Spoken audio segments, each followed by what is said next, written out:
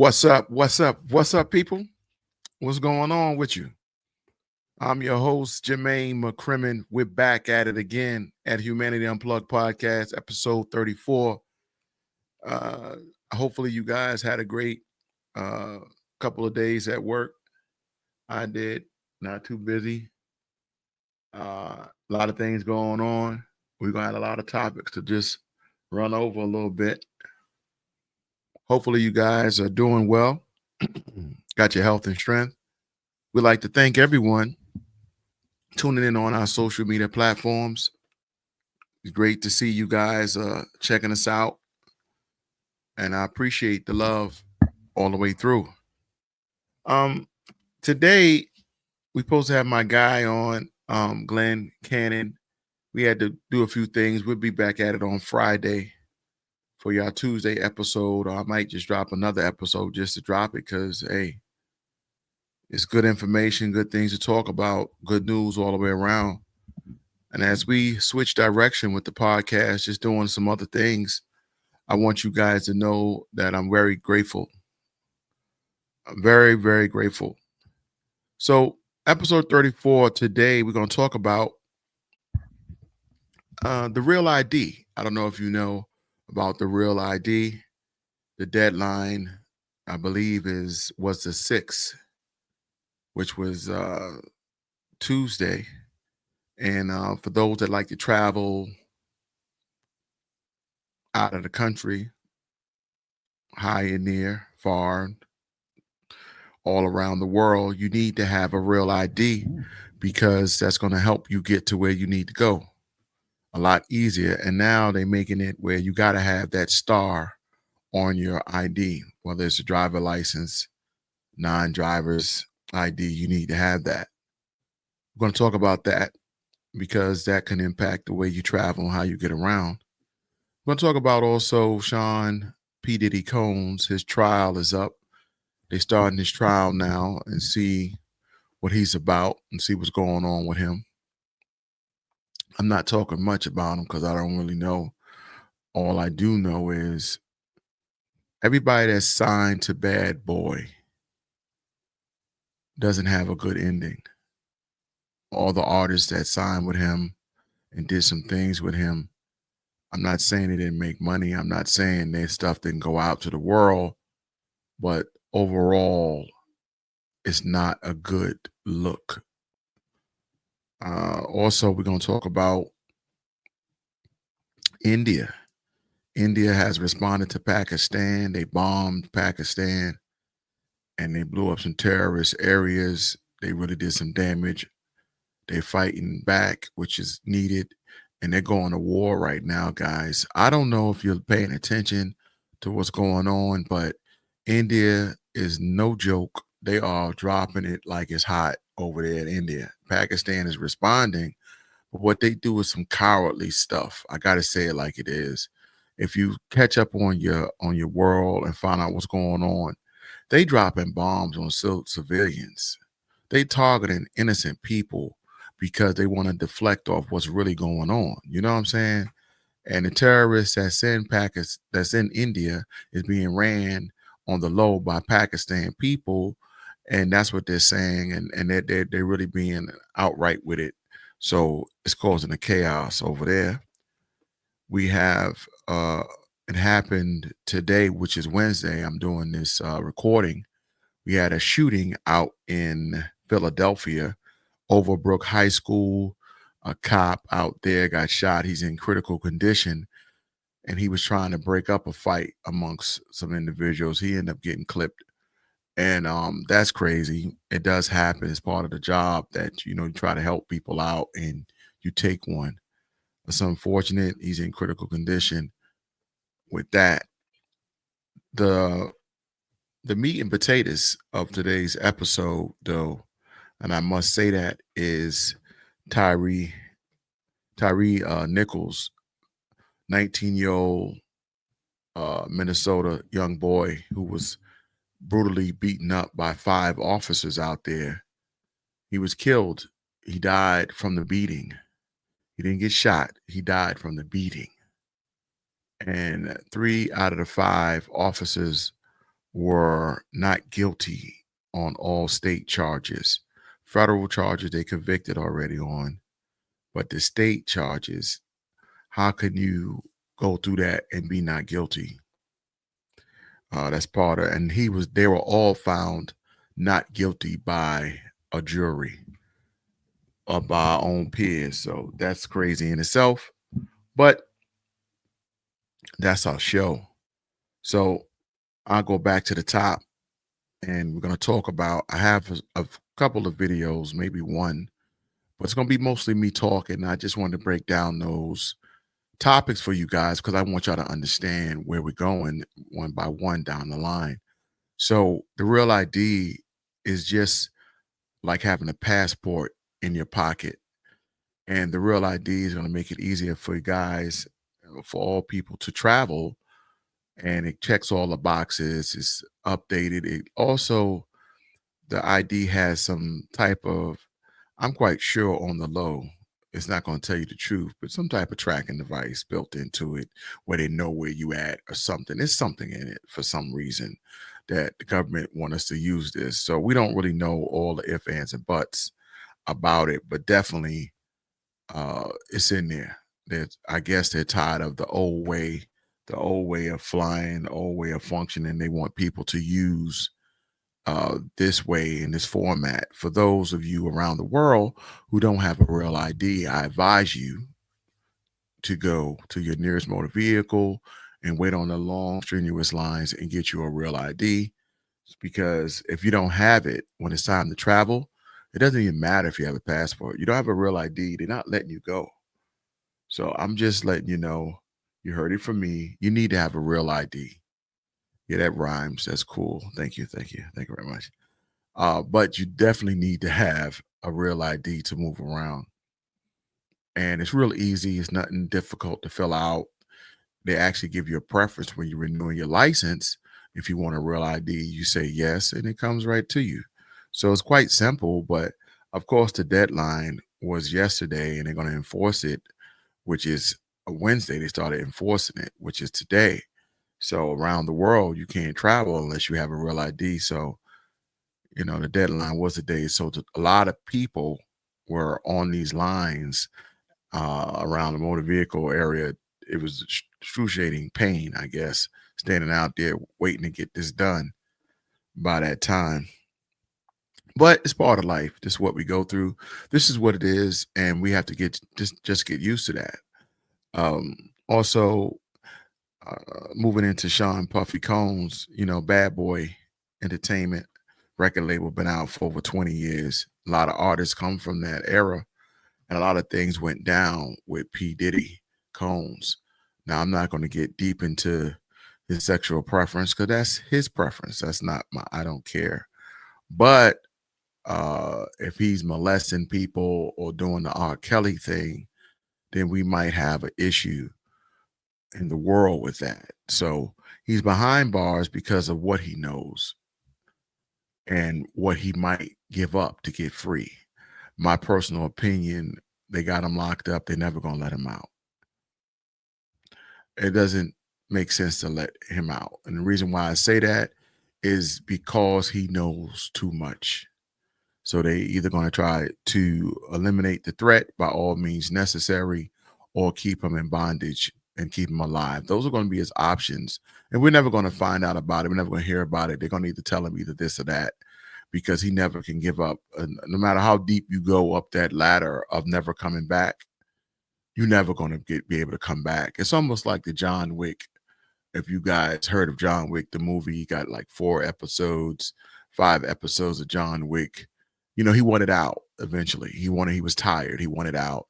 And they asked for a favor and they made him do it. He did it. He still ended up going right back into the same game and he never got out. And the entertainment business, the further you go up, you never get the return to regular life. Your life is not regular anymore. That's why they say you switch off the fame for life. So you're going to have the fame, but you don't have, now you stuck to the rules and regulations of what's put out there for you in the entertainment business. If you know, you know. If you don't know what I'm talking about, I'm sorry, I can't help you. But that's as deep as I'm getting into it. and P Diddy is signed over to that. A lot of people are signed over to that.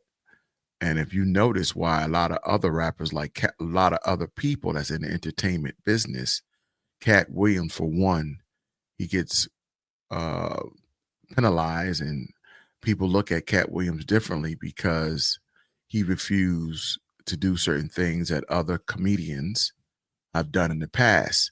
If you don't know, I'll tell you. Thank you for asking. A lot of comedians, black colored comedians, have to wear dresses or wear or act some type of homosexuality inside of a theater or some type of movie, play, or whatever to break into stardom of the entertainment business. And if you don't think it's true, just look at any black comedian, and there's an episode somewhere where they dressed up as a female. Uh, Only two of them, I believe, didn't do that, and that is Cat Williams, and the other one, he was banned. He had his own show on comedy show, and they sued him or whatever. He lost like $50 million, and he left, and now he's back out again. I can't think of the brother name. Dave Chappelle is his name. Dave Chappelle. Dave Chappelle also, I believe, never played that. But in everything you do, you got to have principles and morals and know there's a consequence in everything you do. And in that field, entertainment and things like that, even movies that are being produced got to go through a process of someone else watching the movie and giving it a yay. It can go out or nay. There's tons of movies we never seen before because people didn't give it the okay to go out to the society, to go out to the world. So these things happen. The same thing with entertainment. For you to get into a lot of entertainment and into any type of Hollywood scenery, it got to be passed by those who are in charge. So Sean Puffy Combs had made billions, maybe millions of dollars, and you know things happen. So now the feds came for him. I don't know why feds would come for him. Feds came for him.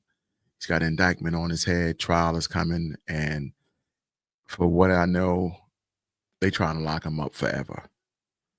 So he's going to fight it, and we just have to stay tuned to see how that works, to be honest with you. Uh, Moving into India, I don't know uh, the big problem with India and Pakistan, but I can tell you a little bit of it, of what I know. Those who from India, you do listen to the podcast, please send me a comment in the email. Send a comment. The email is info@humanityunplugged.co.site. That's info@humanityunplugged.co.site. Send me an email, send me comments, whatever you like through there, so I can get some better information and better understanding. But for what I know, for what I know, um, there's terrorists in Pakistan and there's terrorists in India. And the terrorists in India is ran on the low by Pakistan. And that's where the conflict starts. And as I do the research, some of the research, there's a lot of people, a lot of Indian people that are suffering from lack of food and just the normal things that we have here. They're suffering over there for. And Pakistan got a hold of how it comes in and how it gets distributed throughout India. And that's another issue that's going on over there. Healthcare and things as such is very scarce. They have a lot of children suffering over there. And India probably can put a stop to it, but they holding the cow by the balls, that they would say, or holding a tightrope around a noose around their neck, not letting India get the necessary resources that are needed for them to be productive.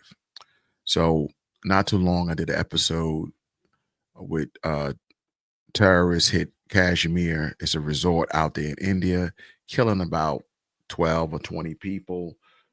Two men came over there from a terrorist group, and they shot up the place, shot up the resort, and had a big field day over there. India retaliated last night, and they bombed a terrorist spot, a couple of terrorist spot. They went off. The Indian military over there went off. They did their thing and they hit hard. Retaliation to that was Pakistan went taking out their missiles and deflecting their problems onto the Indian people, blowing up their houses where people live and just being real ugly and ruthless with it. But that's the show. That's what it is. And we have to see how it turns out, honestly. Um, I don't know if you guys heard, but this is news, something that just happened out in Philadelphia. Teens have an argument out in Overbrook High School in Philadelphia. Cop on the scene, a school cop there interfered and tried to break up the altercation. He got shot. He's in critical condition. They found the weapon. The suspect is arrested right now. So we're going to find out about that momentarily. In this episode, I want you guys to understand that it's always something in our world, and that's just something we got to get used to. Hopefully, you guys understand the balance that I'm trying to give you guys so you have a more broad understanding of what's going on. So bear with me, but understand there's a method to the madness. The last thing that I want to talk about is Tyre Nichols from Memphis. 19-year-old kid, no trouble, never been in no trouble. Back in 2023, left his house, and I think he was going to work, going out, and he doesn't drink, number one. He doesn't drink. He doesn't do none of that stuff. He's a good kid.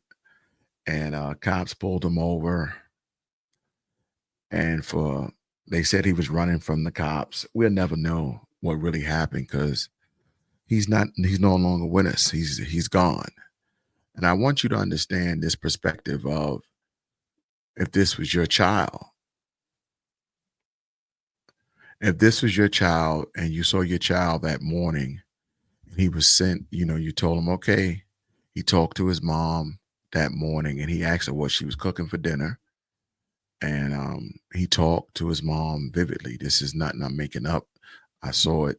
The whole documentary, I took a peek at it. And he actually talked with his mom that morning and told her where he was going. He told her what time he'd get back because he wanted to try her food. He wanted to try because she wanted to put a different spin on some food she cooked. And he wanted to be the first one to try it. He kissed his mother before he left to go out. Later on that day, her and her husband, the mother of Mr. Nichols, the deceased, was in the house with her husband and they were watching TV, some episode in the back. And in the back of the room, they watching an episode of something, Netflix or something, she said. And the knock on the door came and the husband came to the door and it was the cops. And the cops asked them about Nichols and all this. The mother jumped right in. I don't know why women do that, but women love to just jump right in. That's what they do. I get it. She jumped right in. That's her son, her only son. And they said, was he drinking? They asked different questions. And they just really played this game of trying to set a fire here and reflect over there with her. And she wasn't having it. She asked them where her son was. And they said, oh, he's down the block around the corner. But the reality is they had already beat her son up so severely bad. They said he was resisting arrest. They said he was this. They said he was that. And meanwhile, this is not true. Of course, the kid was hospitalized. They pepper sprayed him. They dragged him out the car. The video was out on the internet. I don't know if you guys got a chance to witness it, but it was disgusting on how they did this kid and for no real reason. And we will never know the real reason. So this happened in 23. Finally, the trial has started. Excuse me. 5 officers were convicted, federal conviction, and we don't know exactly how much time is going to be dished out for the senseless murder of this kid. But I don't know. All I can tell you is I don't know. I don't know as a human what I would do if I heard one of my kids, and I've seen that, or even, that's just incredible, to lose a kid like that. Now you go into court to convict guys. Yo, it's crazy. Real, real, real crazy to do that. So anyway, the kid passed, and the 5 cops involved, 3 of them are black, same color as the kid. The kid is African American, and it might be all of them black. I'm not for sure, but 5 of them are all involved. And the trial was today, and they were reported. 3 of them came back with not guilty sentences. Now, this is for all state charges. How is that possible after the video clearly sees what happened with this young kid? And it's crazy because he wasn't resisting. They were whooping on him for no reason. Pepper sprayed him. Almost killed him right there in front of the car, right when they pulled him out. Almost killed him right there. They denied him medical attention. They didn't even offer the kid medical attention right away. He's up there unconscious, bleeding, beat up bad, and you don't even get a kid medical assistance. Now, when you guys look at this, y'all gonna tell me, yo, that's really messed up. That's crazy. They did that. I have a different vision and my thoughts only. This ain't their first rodeo. Let me explain something to you. For someone to do this to another human being, this is not the first time they did that. When you have that type of demoralizing spirit in you or evilness inside of you, there's a certain group you hang with. Thieves hang out together. Gangs hang out together. Most people that have different issues in life, there's a crew of them that hang together. When you get high with your friends. Cops hang out with cops. Good cops hang out with good cops. Bad cops hang out with bad cops. I guarantee you, this is not the first time that those 5 individuals did this. This is the first time they got caught. But this is not the first time they violated somebody's rights like this. But they couldn't get away with it because the kid died. They couldn't get away with it because the kid didn't have a weapon. They couldn't get away with it because the kid wasn't drunk. They did an alcohol test. It was too many factors involved that violated this kid that they had to do something. The feds had to step in and do an outside investigation. He had no criminal background. He had no record. Didn't even have a speeding ticket. The kid was not a bad kid at all. So for this to happen like this, where's the force? Where's the justifiable force that was needed to take this kid out and do this to him? And now the mother, the father, the pain they go through, knowing that they'll never see their son again. And the guys are not free. They just free of all state charges. Civil charges is a different thing. They can still maybe sue civilly. But state charges that go on top of the federal charges are different. They're not going to get any charges for state. But the feds already convicted them. But still, how can the fellow peers, a jury of 12, 13, I don't care, watch that video,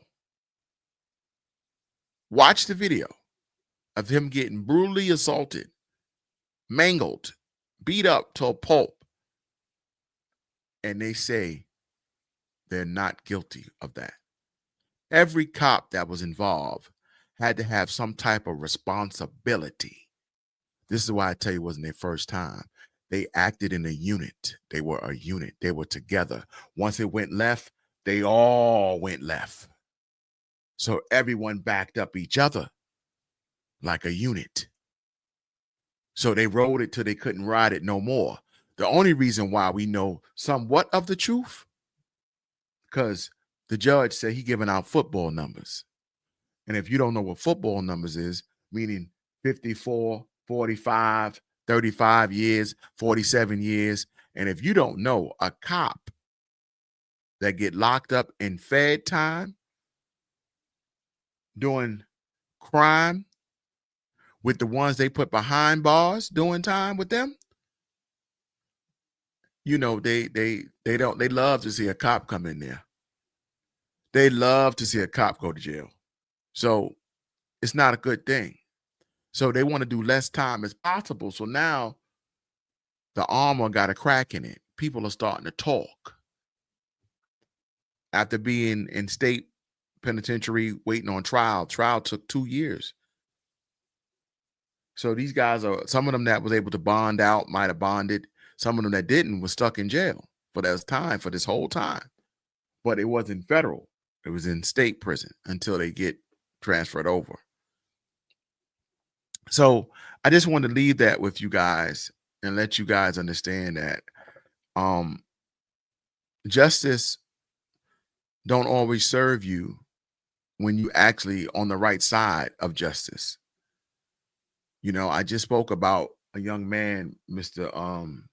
Sims, I believe his name is, who was free from prison after doing a certain long time, little 8-year bid, but it was almost a 40-year to life sentence he was about to go on. So it was crazy. So I want you to understand that